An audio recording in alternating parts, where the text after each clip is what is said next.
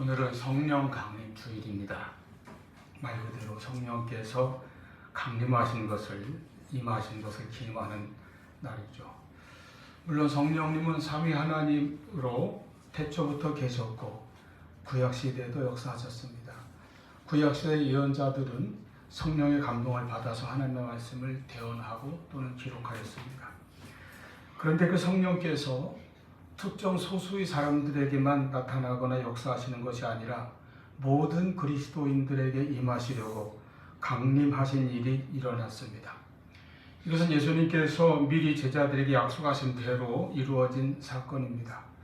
예수님께서는 제자들에게 성령이 오실 것에 대하여 거듭거듭 말씀하시고 예고하셨습니다. 성령에 관해서는 특히 요한복음에 많이 기록되어 있어요. 3장에서 거듭나는 진리를 말씀하실 때에도 거듭나는 것은 물과 성령으로 나는 것이라 가르치셨습니다. 7장에서 믿는 자는 성경의 이름과 같이 그 배에서 생수의 강이 솟아나리라 하실 때에 이 생수도 성령을 가리키는 것, 믿는 자들이 받을 성령을 가리켜 말씀하신 것이라 하였습니다. 이와 같이 성령이 임하는 것은 예수님의 약속입니다. 예수님은 이 세상에 오셔서 3년 동안 하나님 나라의 일을 행하시고 우리를 구원하는 일을 다 이루셨습니다. 그리고 그것으로 끝난 것이 아니라 승천하신 후에는 또 다른 보혜사인 성령을 보내주시겠다고 여러 차례 약속하신 것입니다. 요한복음 14장 16절에 또 다른 보혜사를 주셔서 영원토록 너희와 함께 있게 하겠다. 그는 진리의 영이라 하였습니다. 26절에서는 그 보혜사가 오셔서 예수님이 하신 말씀을 가르치시고 생각나게 하실 것입니다. 16장 7절 이하에 예수님께서 말씀하시기를 내가 가면 또 다른 보혜사가 오실 것이다. 그렇기 때문에 내가 가는 것이 너에게 오히려 유익이다. 이렇게까지 말씀하셨습니다. 그리고 이제 사도행전 1장 4절 또 5절 8절에서 승천하시는 그 자리에서까지 성령이 오실 것을 약속하시고 성령이 오시면 너희가 권능을 받고 증인이 되리라 하셨습니다. 그러므로 예루살렘을 떠나지 말고 너희는 약속하신 성령을 기다리라고 명하셨습니다. 왜냐하면 성령을 받지 않고서는 그 어떤 기적이나 능력도 우리에게 참 믿음을 주지 못하기 때문입니다. 오직 성령이 임하실 때에 우리는 예수님의 대속의 구원을 알게 되고 깨닫게 되고 또 예수님을 구주로 믿고 영접하게 됩니다. 또 주님께서는 누가복음 11장 13절에서 우리가 기도할 때 받는 가장 좋은 응답이 성령이라고 가르치셨습니다. 그러므로 예수를 믿는 모든 그리스도인은 예수님의 약속을 또한 믿으며 주님의 명령에 따라서 성령을 구하고 성령을 받아야 합니다. 우리 성도들의 최대 과제는 성령 충만을 받는 일이 되는 것입니다. 또 그렇게 성령이 오셔서 비로소 교회가 탄생하였습니다. 그 이전에는 예수님의 제자들도 주님의 부활과 승천을 경험하고서도 교회를 세워서 본격적으로 하나님 나라의 복음을 전할 어떤 의욕이나 열심도 갖지 못했습니다. 그러다가 주님의 분부대로 모여서 기도하는 중에 오순절날 강림하신 성령을 받고 권능을 받은 후 그들은 나가서 담대하게 복음을 전하였고 곳곳에 교회를 세웠습니다. 그리고 또한 교회를 통하여 계속 복음을 전파해 나갔습니다. 그러므로 성령 강림절은 교회의 탄생일이기도 한 것입니다. 자, 그래서 오늘은 우리가 성령께서 강림하셨던 첫 번째 그날에 일어난 일에 대해서 사도행전을 통해서 처음부터 차근차근 이제 본문의 말씀을 살펴보려고 합니다. 여기는 성령과 성령 강림에 대해서 잘 알고 계신 분도 있고 성령 강림절은 매년 오니까요. 또는 처음 듣거나 배우는 분들도 있지만은 우리 모두 공부한다는 마음으로 말씀을 같이 나누도록 하겠습니다. 첫 번째는 날짜입니다. 언제 임하셨는가 하는 것이죠. 성령이 처음 강림하신 날짜는 1절에 보면 오순절 날이 이미 이름에 그랬습니다. 오순절 날에 성령이 임하셨다는 것입니다.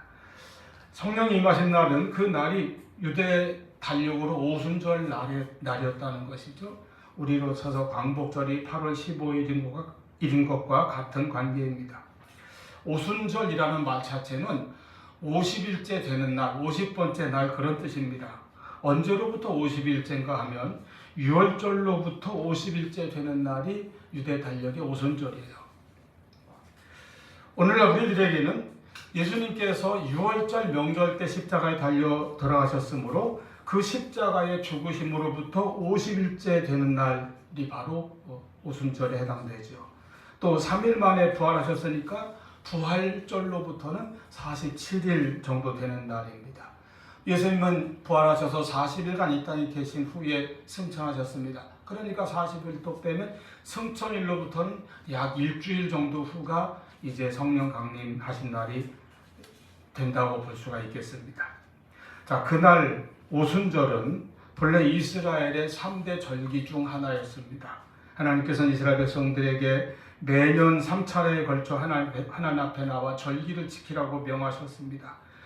이날에는 모든 백성들이 하나님께 나와서 자신을 하나님께 보이고 하나님께 드리라는 것입니다. 이것이 절기예요. 이 절기는 제사와 함께 구약시대 이스라엘 백성들의 신앙을 나타내는 중요한 날입니다. 하나님께 나아가고 하나님을 만나며 하나님께 자신을 드리는 날입니다. 그 3대 절기는 유월절, 오순절, 장막절 이렇게 세 가지죠. 유월절은 이스라엘 백성들이 애굽에서 구원받은 날입니다. 바로 이어지는 무교절과 함께 지켰죠. 그래서 고난의 떡을 먹으며 애굽에서 구원받은 것에 감사하였습니다. 오순절은 그 6월절로부터 50일째 되는 날, 그래서 이름도 오순절이고 다른 말로 77절이라고도 합니다. 77, 49 그러니까 7밀씩 7주 후다 그런 뜻이죠. 오순절과 77절은 같은 날입니다. 그때 출애굽한 이스라엘 백성들이 시내산에 도착하여 홍해를 건너고 광야를 지나 시내산에 도착하여 십계명과 율법을 받았습니다. 그러므로 최초의 오순절은 하나님의 말씀인 계명과 율법을 받은 것에 감사하고 이를 기념하여 지키는 날이었습니다.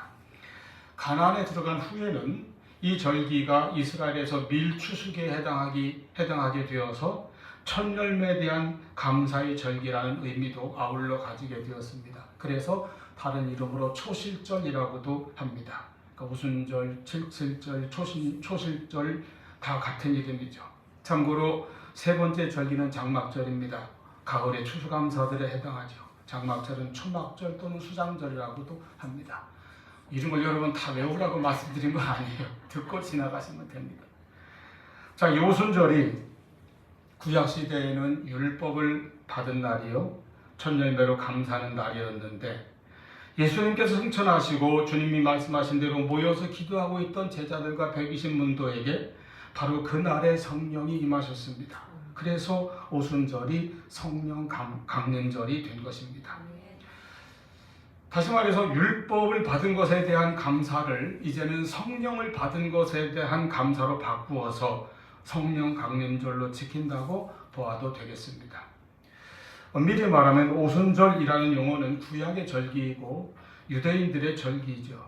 그런데 그날 성령이 강림하셨기 때문에 오늘날 우리 기독교의 여러 신앙생활의 여러 모습들 가운데서 유독 성령의 뜨거운 은혜와 능력과 은사와 충만을 강조하고 또 사모하고 체험하는 그런 운동을 일부에서는 오순절 운동이라고 이렇게 칭하기도 합니다. 유대인들이 오순절을 지키는 것은 그날 율법을 받았기 때문입니다. 하나님께서 구약 출애굽한 이스라엘 백성들에게 시내산에서 계명을 주시고 율법을 주시고 이와 같이 말씀을 주셔서 하나님을 알게 하시고 하나님의 뜻을 배우게 하시고 제사와 절기에 관한 율법을 통하여 하나님께 나아가는 방법을 가르쳐 주셨습니다. 그리고 이 율법을 주심으로 하나님은 이스라엘 백성들과 언약을 맺으셨습니다.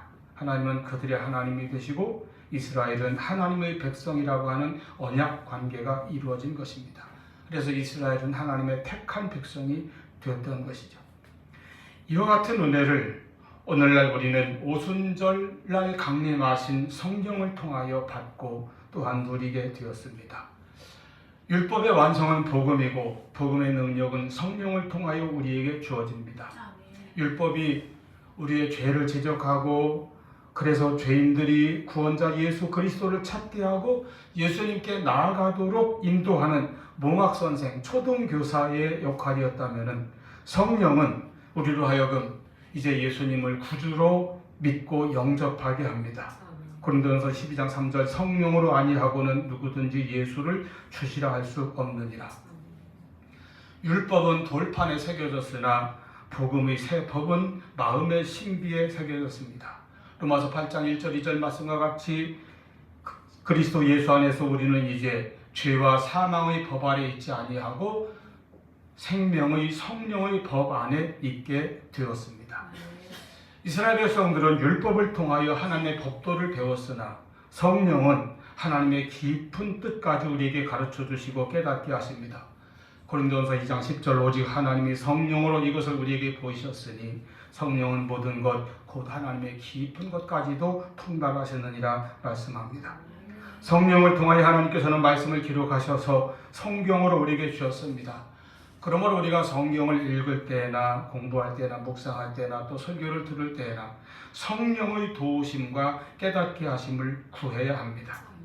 우리는 성령의 감동과 깨닫게 하시는 은혜를 받고 성령께서 우리 영의 눈을 밝히시기를 구하며 말씀을 대하여야 합니다. 그래야 바르게 말씀을 배우고 깨달으며 또 말씀을 통하여 믿음이 세워지고 성장해 나가기를 바랍니다. 우리의 믿음은 성장해야 합니다. 여러분, 태어난 아기는 성장해야 하는 것처럼 처음 예수 믿고 구원받은 성도들의 신앙은 성장해 나가야 합니다. 그런데 신앙이 성장하는 것은 바로 말씀과 성령을 통하여 성장하는 것입니다. 이와 같은 풍성한 은혜와 축복이 성령 강림을 통하여 우리에게 임한 것을 믿고 또 날마다 더욱더 그 은혜 안에 거하는 우리가 될 수 있기를 바랍니다. 두 번째는 임하신 모습입니다. 성령께서 어떻게 임하셨는가, 성령이 임하실 때 어떤 모습으로 임하셨는가 하는 것입니다. 성령께서 강림하실 때에 어떤 모양, 어떤 현상으로 나타나셨는가 하면 2절, 3절에 보니까 호련히 하늘로부터 급하고 강한 바람 같은 소리가 그들이 앉은 온 집에 가득하였고 마치 불의 혀처럼 갈라지는 것들이 보여 각 사람 위에 임하였다 하였습니다. 성령은 바람같이 불같이 임하신 것입니다. 성령이 임하실 때에 바람과 불의 역사가 나타났습니다. 이와 같이 바람과 불은 성령의 가장 대표적인 상징이 되었습니다. 먼저 바람입니다. 바람은 신성의 상징이며 따라서 성령님에 대한 적절한 상징이 됩니다. 구약 성경에서 종종 하나님은 숨결이나 바람으로 자신을 계시하셨습니다. 인간을 창조하실 때에도 그 몸에 하나님의 숨결을 불어넣어 주셔서 생명이 되게 하셨습니다. 영혼을 가진 존재가 되게 하셨어요. 에스겔 37장에 나오는 에스겔 골짜기의 마른 뼈들에게 생기가 들어가매 바람이죠. 그때 그들이 살아나서 극히 큰 군대가 되었습니다. 바람은 하나님께서 생명을 주시는 상징이었습니다. 요한복음 3장에 예수님께서 니고데모에게 성령으로 거듭나는 진리를 설명하실 때에도 그가 쉽게 이해할 수 있도록 바람을 예로 들어서 가르치셨습니다. 바람이 임으로 불매 네가 그 소리는 들어도 어디서 와서 어디로 가는지 알지 못하나니 성령으로 난 사람도 그러하니라. 이와 같이 바람은 구원하는 역사요 생명을 일으키는 역사입니다. 이제 오순절날 예수님께서 약속하신 성령이 기도하는 120문들에게 강림하실 때에 급하고 강한 바람 같은 소리가 그들이 앉은 온 집을 채웠다고 했습니다. 위로부터 임하신 성령은 바람으로 그리고 소리로 오셨습니다. 성령이 오신 것은 하나님 나라를 확장하기 위한 것이고 믿음은 들음에서 나기 때문입니다. 그래서 성령은 바람 같은 소리입니다. 우리는 우리에게도 오시는 성령을 통하여 생명과 능력을 얻고 또 소리를 통해 역사하시는 그리스도의 증인이요 복음의 전도자가 될 수 있기를 바랍니다. 성령을 받은 사도들이 나가서 전하기에 많은 사람들이 듣고 깜짝 놀랐습니다. 저들은 마치 새술에 취한 것처럼 처음 듣는 소리를 한다. 오늘날 곳곳에서 우리 교회도 그렇습니다만 많은 전도자들이 나가서 예수 믿으라고 전하는 그 말이 성령의 입에서 나오는 소리입니다. 바람 같은 소리요 불의 혀 같은 소리인 그와 같은 은혜가 우리에게도 있기를 바랍니다. 다음에는 불입니다. 성령이 임하실 때 불의 혀같이 갈라지는 것이 거기 있는 모든 각 사람에게 임하였다고 했습니다. 불도 하나님의 신성을 표시하는 데 자주 사용된 상징입니다. 창세기 15장에서 아브라함이 하나님과 언약을 맺을 때에 불타는 횃불을 보았습니다. 모세는 불타는 떨기나무 앞에서 하나님을 배웠고 사명을 받았습니다. 이스라엘 백성들을 광야에서 인도하신 것은 낮에는 구름 기둥이었고 밤에는 불 기둥이었습니다. 갈멜산에서 엘리야가 살아계신 하나님께 기도하였을 때 하나님께서 그 응답으로 불을 내리셔서 모든 제물과 제단을 살랐습니다. 불은 성령 하나님에 대한 가장 적절한 상징입니다. 여러분, 불은 빛을 비추기도 하고 또 뜨거운 열을 내기도 합니다. 빛이 비출 때에 우리는 볼 수 있고 어둠 속에서도 길을 찾을 수 있습니다. 성령은 우리 심령에 임하셔서 진리로 우리를 인도하십니다. 요한복음 16장 13절 진리의 성령이 오시면 그가 너희를 모든 진리 가운데로 인도하시리니. 또 성령은 조명하십니다. 가르쳐 주시고 깨닫게 해주신다는 것이죠. 요한복음 14장 26절 복포회사 곧 아버지께서 내 이름으로 보내실 성령 그가 너에게 모든 것을 가르치고 내가 너에게 말한 모든 것을 생각나게 하시리라. 아멘. 할렐루야. 아멘. 불은 이렇게 비추기도 하고 또한 불은 타오릅니다. 뜨겁습니다. 각 사람에게 임한 성령의 불은 우리 마음을 뜨거워지게 합니다. 믿음이 뜨겁고 사랑으로 뜨거워지고 복음의 열정으로 불타오르게 하시는 것입니다. 오순절날 마가다락방에 120문도에게 임한 성령은 불의 혀같이 갈라진 모습으로 각 사람에게 임하였다고 했습니다. 성령이 우리에게 주시는 것은 나아가서 복음을 선포하고 예수 그리스도를 전하는 불의 혀를 주신 것입니다. 교회는 세상과 사람들이 듣기 좋은 말을 하는 것이 아니라 성령께서 역사하시는 불의 혀에서 나오는 그러한 복음을 가진 교회가 될 수 있기를 바랍니다. 바람은 능력이고 불은 뜨겁습니다.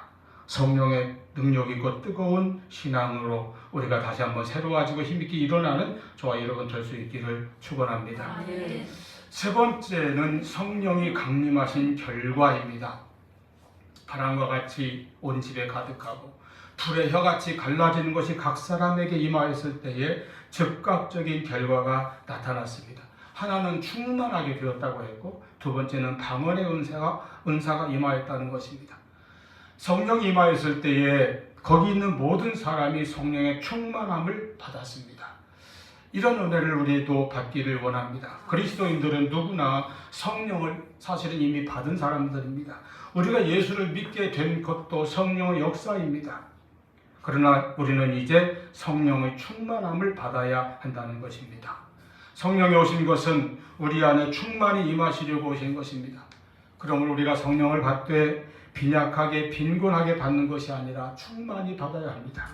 성령이 내 안에 계시지만 내 육신의 자아와 육의 고집과 교만이 너무 강하여 성령께서 때때로 근심하시거나 탄식하게 해서는 안 될 것입니다. 내가 온전히 성령께 사로잡히고 성령께 순종함으로 성령의 사역을 이루어 나가는 충만한 심령이 되어야 하는 것입니다. 그 다음에 오순절 성령 강림의 두 번째 결과는 방언입니다. 이것은 우리가 이제 흔히 아는 것처럼 기도할 때에 다른 사람들이 알아듣지 못하는 언어로 기도하는 그런 방언이 아닙니다. 사람들을 향하여 말하는데 4절에 성령이 말하게 하심을 따라 다른 언어들로 말하기를 시작하니라. 즉 이 방언은 사람들을 향한 다른 언어를 말하는 것입니다. 제자에 나아가서 예수에 관해 말하고 복음을 전하는데 거기 모인 사람들은 세상 각처로부터 각국으로부터 온 사람들입니다. 그런데 그들이 각각 자기 나라의 말로 그 말을 배운 적이 없는 제자들이 전하는 설교와 전도의 말을 듣게 되었다는 것입니다. 아까 말씀드린 것처럼 9절부터 11절에 보면 그때 거기 모인 나라들의 출신 나라가 16개나 소개되어 있어요. 굉장히 곳곳에서 많이 모였습니다. 그렇게 각 나라에서 모인 사람들이 갈릴리 출신의 이 제자들이 전하는 복음의 메시지를 각자 자기 나라 말로 듣게 된 것입니다. 성령의 강림은 바벨탑으로 인하여 갈라지고 나뉘어 서로 통하지 않게 되었던 언어를 다시 통하게 만들었습니다. 바벨탑은 인간의 교만과 하나님에 대한 반역의 상징입니다. 바벨탑으로 인하여 인간은 스스로 하나님과 멀어졌고 결과로 인간과 인간의 소통도 막히게 되어버렸습니다.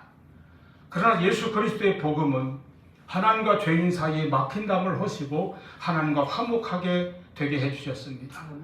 그리고 이제 성령이 오셔서 인간 사이의 언어의 장벽을 허무시고 예수의 복음이 전파되게 해주신 것입니다.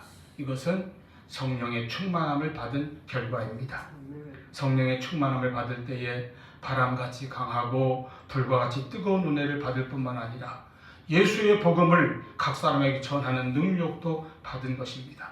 이러한 성령의 은사와 능력은 하나님의 일을 위해서 하나님께서 주시는 사명을 위해서 주시는 것이기 때문입니다. 베드로가 무리들 앞에서 담대하게 예수 그리스도의 십자가와 부활의 복음을 외칠 때에 그 메시지를 듣고 무리는 마음에 찔렸습니다. 성령의 역사입니다. 우리가 어찌할꼬 부르짖었습니다. 성령의 역사입니다. 성령은 우리의 죄를 지적하고 깨닫게 하시고 책망하시고 애통하게 하시고 회개하게 하십니다. 그들에게 베드로가 다시 외치기를 너희가 회개하여 각각 예수 그리스도의 이름으로 세례를 받고 죄 사함을 받으라 하였습니다. 성령의 역사와 능력으로 외친 것입니다. 이에 이 말을 받은 사람들은 회개하고 예수를 믿고 세례를 받았는데 그리하여 신도의 수가 그날 3,000이나 더했다고 했습니다. 성령의 역사입니다. 성령의 역사는 예수를 믿게 하는 것입니다. 그리하여 예루살렘의 초대교회가 탄생하였습니다. 이 또한 성령의 역사입니다. 성령의 강림과 성령 충만에서부터 교회가 시작된 것입니다. 그리고 이제 예수님의 복음은 예루살렘과 온 유대와 사마리아와 땅 끝까지 전파되어 가기 시작하는 것입니다. 성령의 역사요, 성령 충만과 성령의 권능을 받은 결과입니다. 이제 우리도 더욱 성령의 충만을 받아야 하겠습니다. 성령은 강림하셨고 우리에게도 성령은 오시고 역사하셨습니다. 다시 말하지만 예수 믿는 사람들은 다 성령을 받은 사람들입니다. 내가 예수를 믿는 것 자체가 성령을 받은 증거예요. 로마서 8장 9절에 누구든지 그리스도의 영이 없으면 그리스도의 사람이 아니라 하였습니다. 내가 예수님을 나의 구주로 믿어 그리스도인이 되었다면 이는 내 안에 성령이 계신 증거입니다. 그러나 이제 우리는 나아가서 성령의 충만을 받아야 하겠습니다. 초대교회 제자들이 경험했던 성령 충만의 역사가 우리들에게도 계속 일어나기를 바랍니다. 그러므로 성령을 더욱 사모하십시오. 성령 충만을 구하시기를 바랍니다. 냉랭하거나 미지근한 우리의 마음이 뜨거워져야 합니다. 바람같이 불같이 임하시는 성령의 충만함을 받아야 합니다. 마음이 뜨거워지고 복음에 대한 열정과 영혼에 대한 사랑의 마음이 불타올라야 합니다. 하나님을 사랑하고 교회를 사랑하는 마음이 솟아나야 하겠습니다. 세상은 점점 악해지고 하나님을 대적하는 문화가 치닫고 있습니다. 성령의 능력으로 우리가 충만함을 입어야 될 것입니다. 악과 거짓이 주인 노릇하는 이 시대, 이 세상 위기에 이 나라의 진리와 의의 성령이 오셔야 합니다. 악하고 음란하며 죄악이 관영한 이 사회에 성결의 영이신 성령이 오셔야 합니다. 우리 각자에게 성령이 늘 충만하기를 바랍니다. 우리는 주님을 믿고 주님을 사랑한다 하면서도 때로는 약하고 넘어지고 시험과 유혹 앞에서 흔들리거나 실패할 때도 혹 있습니다. 그렇기 때문에 더욱 성령의 충만과 성령의 능력을 받아야 할 것입니다. 우리는 인간이기에 불안과 걱정이나 근심을 이기지 못할 때도 있습니다. 그러나 우리가 성령의 충만을 받고 성령의 권능을 받을 때 우리는 강하고 담대한 믿음의 용사가 될 것입니다. 여러분, 초대교회 제자들이 성령 충만을 받은 비결은 한 가지입니다.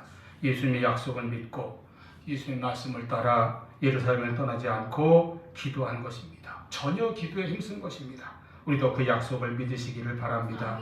말세에 남종과 여종에게 성령을 물붓듯 부어주시겠다고 하셨습니다. 우리가 온전히 믿을 때에, 사모할 때에, 부르짖어 간구할 때에 나에게 임하셔서 감동하시고 인도하시는 성령께 온전히 순종할 때에 우리도 성령의 충만함을 더욱 받을 수 있을 것입니다. 그 은혜와 능력으로 승리하는 우리가 될 수 있기를 축원합니다. 기도하시겠습니다.